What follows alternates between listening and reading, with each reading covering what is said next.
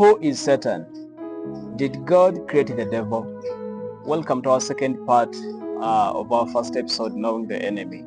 It is important that as we intend to know about the enemy, we get to understand who he was before his fall. So Ezekiel 28 gives us a clear insight on who the devil was. He says he was a seal of perfection. He was adorned with every precious stone, and he was anointed as a cherubim, as a guardian. He was in the Garden of Eden. Thus, he was a morning star, son of the dawn, shining in the morning, And all of this get to tell us that Satan was a great angelic being, okay? Cherubims are angels that guard the throne of the Lord and his glory. So these are great angelic beings, and Satan was one of them, the most powerful of them, I would say.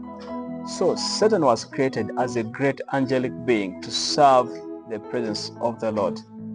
And this was before his fall. And Ezekiel tells us why he fell, and he tells us because of his clamors, because of his pride, because of his disobedience. So it is important that as we come to spiritual warfare, we get to understand who the devil was and who he is.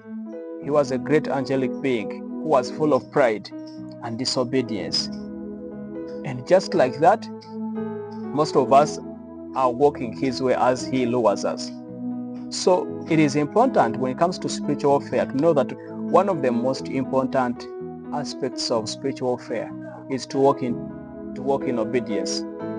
Because if we walk into disobedience, we are identifying with the devil, because this is who he has become. And so as a child of God, our mandate is to walk in the light. That's why Ephesians tells us to expose darkness.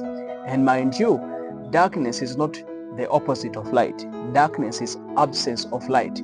So we have a responsibility to represent light wherever will be, to walk in light, walk in righteousness. And for sure we cannot cultivate it by our own selves, but if we submit to the Lordship of Jesus, he will guide us. Hallelujah.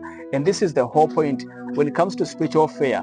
Much as most of us have previewed this concept as a very abstract and mystical theory, yes, indeed, there are those aspects where it is very abstract, where you have to maybe do deliverance services and cast out demons, etc. But primarily, the most important thing is to walk in righteousness, is to walk in obedience with God, with what God has asked us.